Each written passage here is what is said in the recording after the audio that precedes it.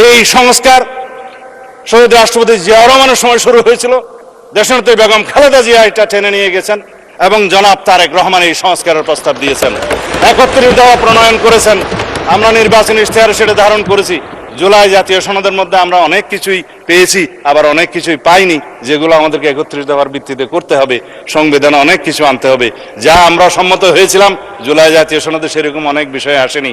যে এরা সংস্কারের বাহানায় যদি নির্বাচনটা না হতে দেয়, সেজন্য আমরা সবকিছুতে আপোষ করে জুলাই জাতীয় সনদেও স্বাক্ষর করেছি। আমরা একত্রিত হয়েছি, সমঝোতা হয়েছে এবং নির্বাচনের স্বার্থে আমরা অনেক কথা বলি নাই। বিএনপির ইতিহাস 1971 সালের ইতিহাস, মহান স্বাধীনতার ঘোষক শহীদ রাষ্ট্রপতি জিয়াউর রহমানের প্রতি।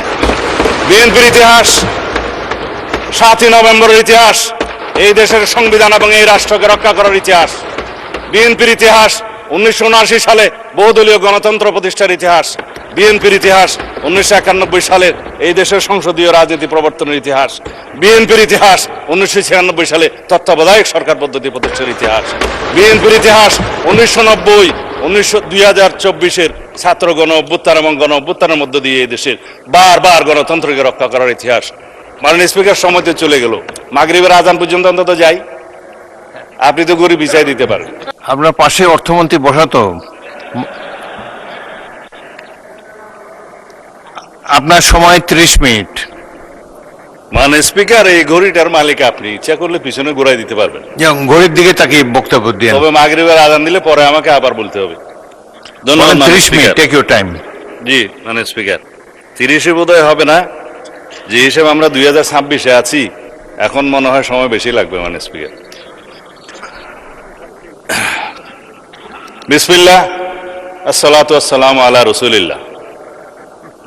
মাননীয় স্পিকার, আমি বিনম্র শ্রদ্ধা জ্ঞাপন করছি সংক্ষিপ্তভাবে মহান মুক্তিযুদ্ধের সকল শহীদদের প্রতি।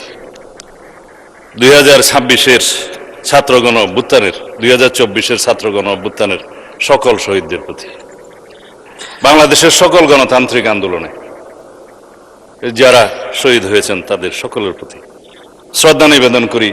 শহীদ রাষ্ট্রপতি জিয়াউর রহমানের প্রতি, যিনি এদেশের মহান স্বাধীনতার মহান ঘোষক।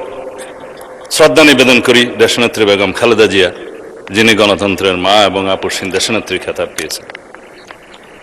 আমি সকল জাতীয় নেতৃবৃন্দের প্রতি শ্রদ্ধা নিবেদন করি, যারা বাংলাদেশের মুক্তিযুদ্ধের প্রাক্কালে এই দেশের স্বাধীনতার জন্য সংগ্রাম করেছেন, ভূমিকা রেখেছেন।